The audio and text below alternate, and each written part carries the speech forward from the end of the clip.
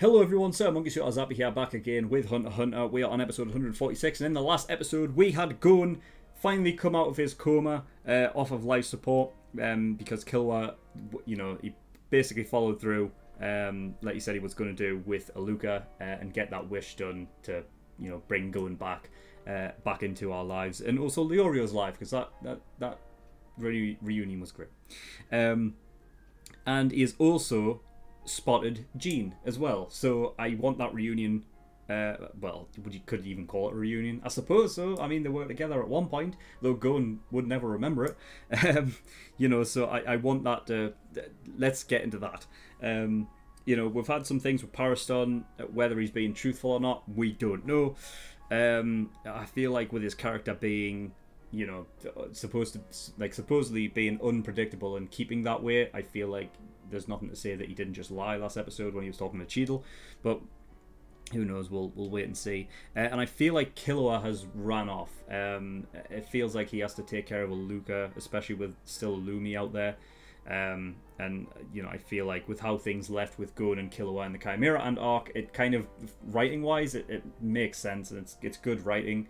It's unfortunate, but it's just going to be one of those things. So I feel like we may not even return with Killua for this series, which is sad because he's my favourite character. But I don't know. Who knows? There's still 3 episodes left. He could pop up. We'll see. I mean, who knows? But yeah, that's all I've really got. I don't see Leorio keeping that, continuing going for the position of the chairman. So I feel like Pariston's going to get it anyway. But, we'll wait and see what happens. But yeah, I don't think there's anything else to really talk about. So we're going to get in episode 146 and see what we get. So without further ado, let's go.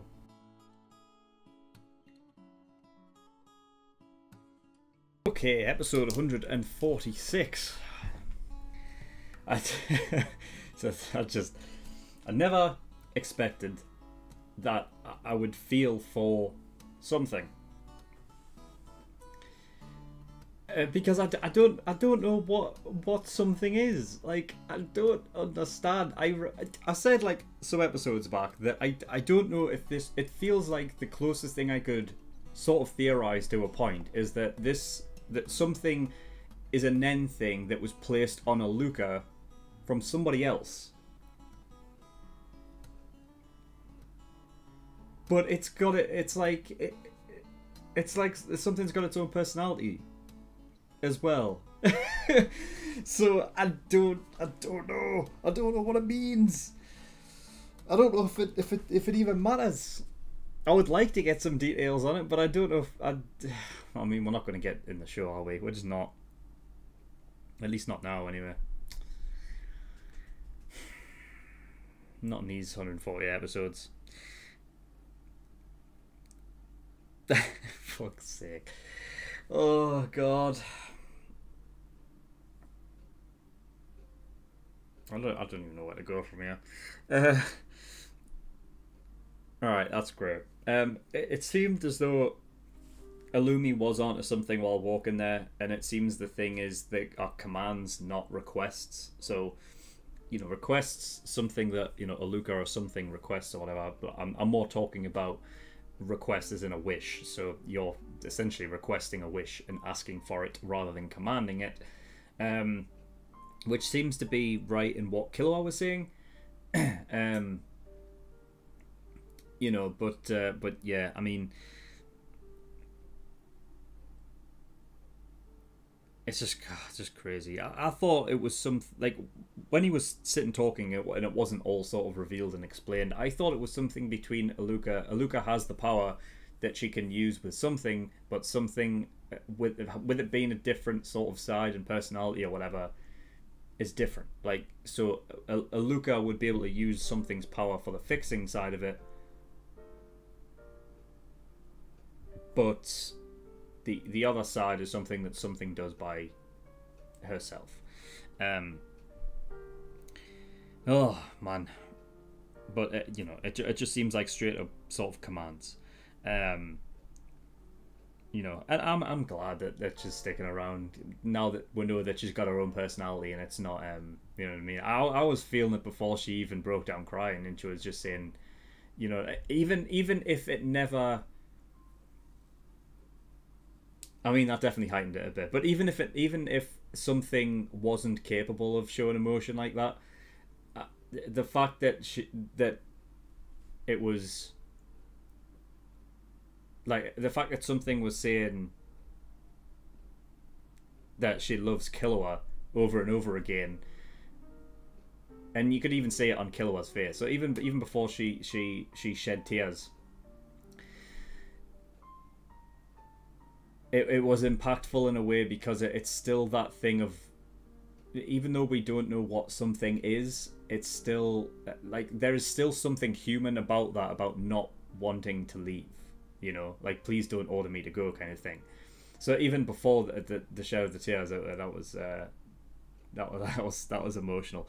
You know, and I didn't expect Aluka to come out, and because, well, I guess we just didn't know that Aluka was able to sort of. So I guess, like, in Aluka's head, she's able to sort of to see what's going on with something, or feel it, I suppose, since they're part of the same body. I guess. I guess it is more like it's something Aluka can feel. Aluka can feel what something's feeling, and whatnot. I mean, but that is the thing. So whatever something is, something is not a sort of morally. Something is not a good person. I'm just going to say person because it seems like after this episode she's more emotionally involved and she's her own person. So I think acknowledging her as a person and not an it or something. It would be nice if we just give her own name rather than being at something, please. You know what I mean? Because now that she is more on that sort of human level, because we've seen her show some emotion and we're able to be sympathetic towards her, she should be able to have her own name. Calling her something is like insulting, you know. So I think, yeah, something is not great. Is not a great person, because even though she affects those that doesn't, like, yeah, I mean, she's not a great person. She kills people, right? As far as we know, that is her doing it, not some other force that something can't control. I think, right? Oh, but I don't know. It's equivalent exchange. See, this is the thing. I'll just go into theories again, and it could be just something like, well, if you don't give me what I want, then I like, it's sorry. It could be a thing of like, it's you or me kind of thing. If you don't give me something in exchange, because it's equivalent exchange, isn't it? So it could just be a thing of like, well, if you're not going to give it to me, it has to come from elsewhere, meaning that it would, I don't know, it might be me that dies instead. It could be that, I don't know.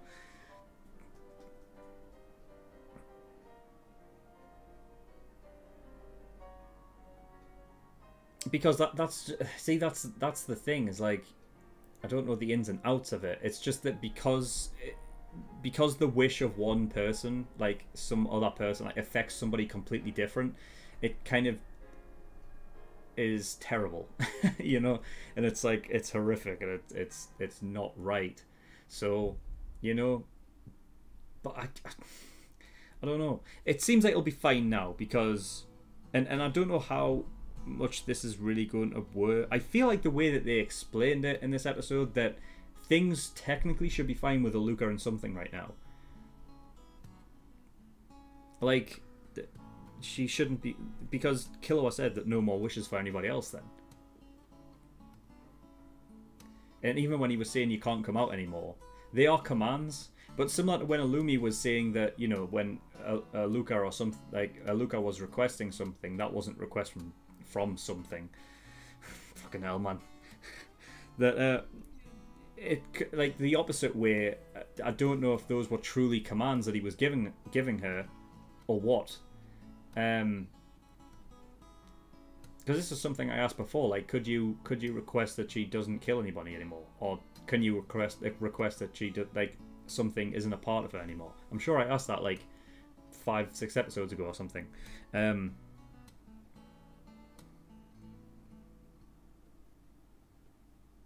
So yeah, I don't know if it's a legitimate command that he's given her there. I mean, he said that he didn't want to command her anymore, right? Like, that's what he said. So I don't know. It could. I don't know how true that's going to be. I really don't. But it feels like the way that now both Aluka and Something love Killua, surely they should be able to respect those wishes, unless like I said, Something is just incapable of not,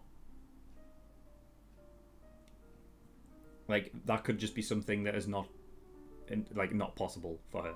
So if somebody else does ask for a wish, then she, like, it's like something that is, it's not her that's doing it more than it's like she's the conduit that the wish goes through. So the wish could just be a thing that affects her to a bit, like, almost control her in a way to make the wish regardless.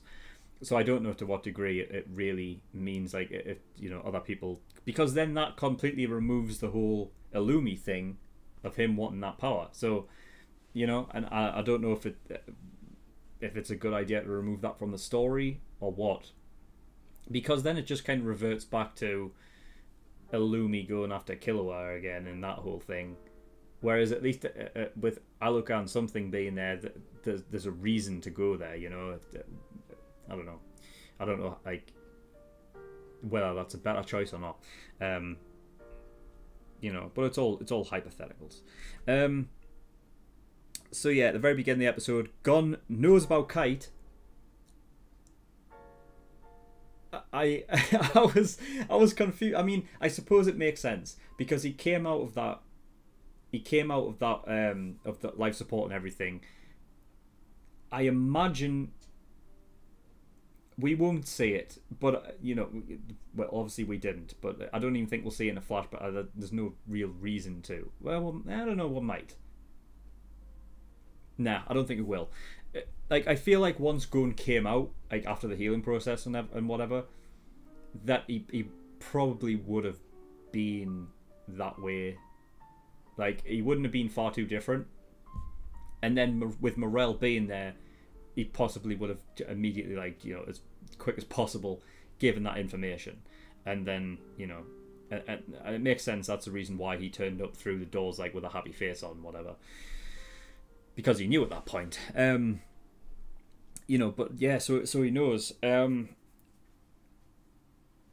that, in turn, I mean, Gene came back out and he says that he forgot something, that there was something about a number that I can't even remember what they're called now. The crazy, whatever the fuck they are, the numbers that randomizes, right? That there's one number that comes out in case of something where he is, he refuses to die, or something like that, right? Or he has no intention of dying. Which is interesting because then that would mean that it's not entirely random. I guess for that number specifically. Everything else is a random number. That's why we didn't fucking see it when he was up against Neferpito. And I remember when that happened, that specific episode, I said, and I kept bringing it back up as well because I was like, there's like, maybe it wasn't Kite. I think I actually said something like that. Like, he left like a fake body there or something, or there was something where that wasn't entirely Kite. And I remember saying that. But, I mean, I don't know to what degree it actually worked, because they didn't go, like, Gene didn't go into detail. He just said that this number pops up in a specific instant where Kite refuses to die. And then that, I don't know how that translates into Reina though, because again, like, Gene wouldn't have had to have, honestly, Gene wouldn't have even had to have brought up that whole thing. He wouldn't have even had to have brought up like the whole like new number, like, this number that only crops up, because I thought it was almost like fine as it was, where the Queen just ate Kite's brain or whatever, and then that transferred into that little bit. And the only reason that was the case was because Meruem hadn't finished his incubation cycle yet, and he just burst out beforehand. So there was a bit left that could have went straight into Meruem had he just waited the incubation out. And it just so happened that that didn't work out, so therefore Kite was still alive. I thought that that was fine as is. But it seems like, I mean, I suppose the one thing that it does do that I do like, because I always loved Kite as a character. Like, I felt like he was, like he was a presence that you relied on and stuff. So the idea that we cut away from him and figured out that he just died out of, like, without even seeing anything about it, was kind of just like a shock and like, oh, what? So I guess it does prop up that thing of, it keeps that whole thing going, and even sort of like, puts him even on a higher level. It basically just, cements that idea that Kite is a reliable guy. And even when he got that number that we didn't see, we got just to the end of it, right? And that was the last time we seen him alive. That his face never changed. So, but it makes sense with Gene saying, that he wouldn't. He knew that he underestimated the enemy, and that's his fault, kind of thing. So it's just one of those things that I guess, yeah, like when as soon as Kite lost his arm, brought out his those things, like he knew what he was getting. How it worked and transferred, I don't know. I don't know if we'll ever get the information. I suppose we're going to go. Hopefully, we get to see Kite, right, in these last 2 episodes, right? Hopefully, and maybe there's some explanation, but as to how it worked, because other than cementing the fact that Kite is reliable and just that much of a badass, that he has that sort of plan in place, and of course, like, we all thought that that was it, he just died or whatever, but no, he actually had a plan in place. Other than that, like, I thought it was fine the way that it worked out, unless there is an explanation as to why it worked out better. Because I don't know really what that whole thing changes.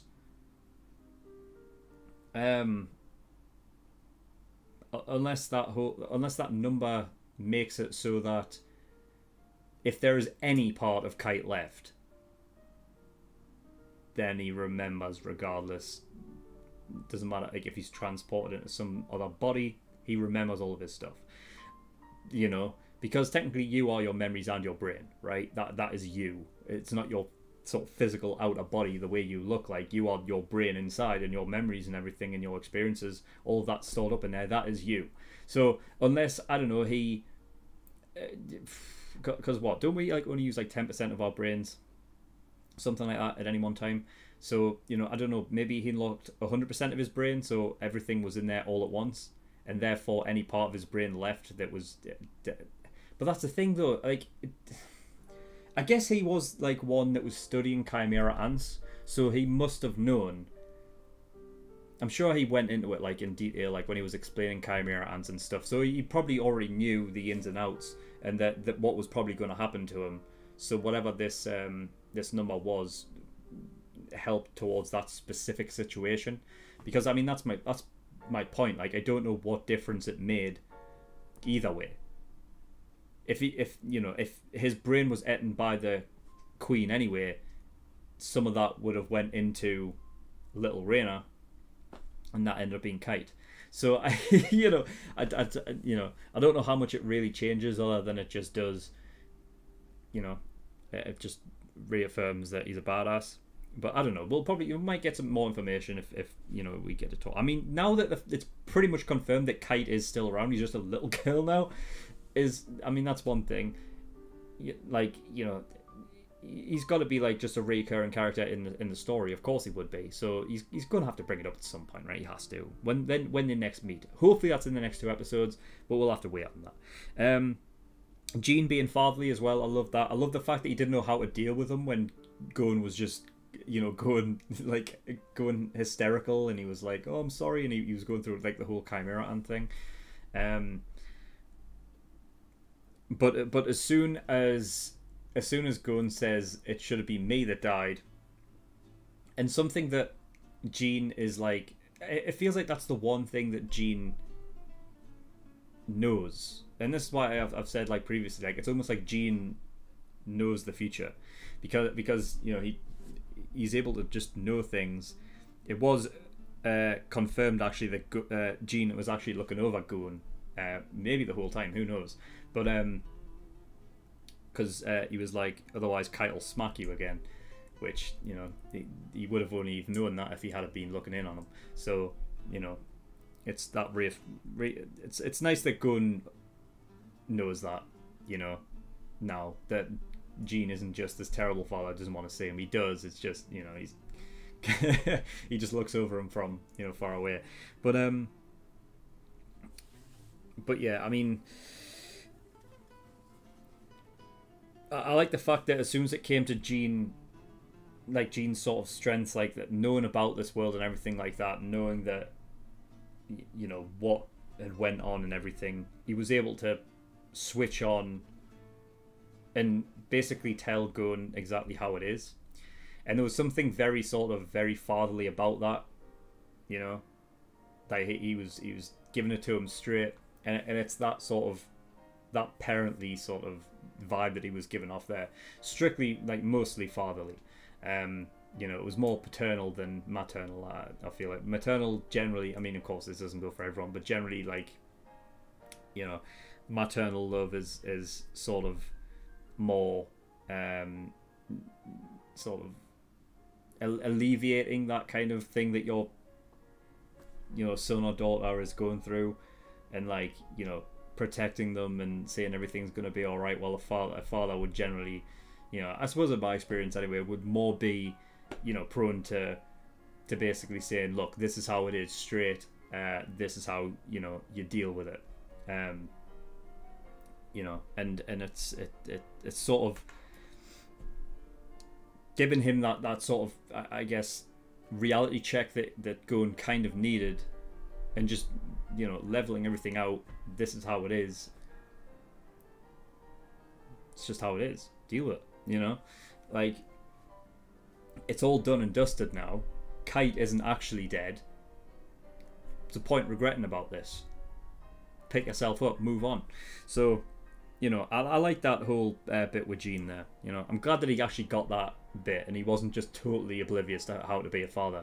I knew that was going to crop up anyway, because it felt like it. I mean, even the end of last episode, that little sort of, as soon as like Gon noticed Jean was like, oh fuck, kind of thing. So, but I'm glad that Jean got that, got to be like, that he had that fatherly role there within him. Gon picked Parson because Leora wants to be a doctor. Figured that out beforehand. It just totally made sense. And then Parson became the chairman, and then immediately resigned. So yeah, it turns out that he just didn't want to be the chairman after all, and he's not even malicious. He's just a bit of a dick, but he was kind of respectable there at the end. Like, he actually shed tears for that whole thing. And that the idea that he thought he was going to go up against Jean.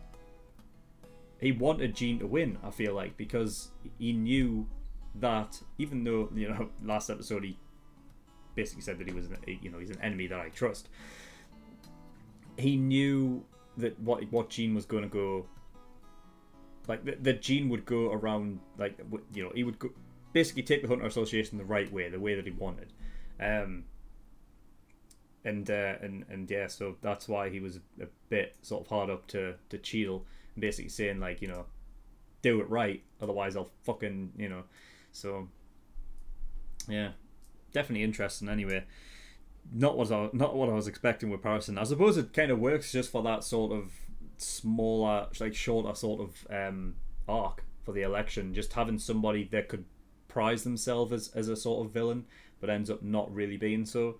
I mean, well, the real villain kind of it was almost like it was Patterson, but really there was, you know, that whole thing with Illumi and Hisoka, you know, chasing Hisoka and Aluka. So not Hisoka, Killua, sorry.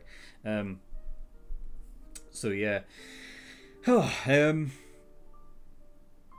And yeah, I think that's pretty much it. We also had that little moment there in the car with Gon and Leorio, where Gon did actually, like, he was aware that he was terrible to Killua, which is good.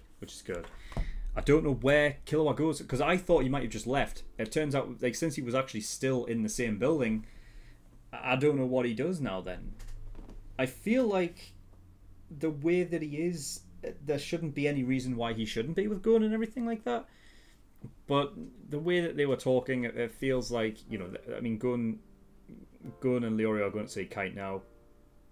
Killua's not with them, so I don't feel like they're going to meet up again in the next 2 episodes. And I'm beginning to feel like Kurapika's not showing up now anyway, which kind of sucks. But you know, it is what it is. But yeah, I mean that's all I've got. So, oh god, crazy episode. But yeah, thank you everybody for watching. In the description below I have links to certain things. One of them is the Discord, so you can get yourself over there if you wish. And I also have a Patreon page as well, so if you do want to support me on Patreon, that'd be very much appreciated. There is a bunch of different tiers and rewards depending on how much you want to support me with. So there's the early access tier for $5 a month. That gives you access to shows a week early, and that means of course that episode 47 and 48 of Hunt x Hunter will be over on early access now, so you can, you know, go get the early access tier and watch the last 2 episodes of the show, or you can just wait till next week and they'll be out anyway. And then a new show will be starting up in its place.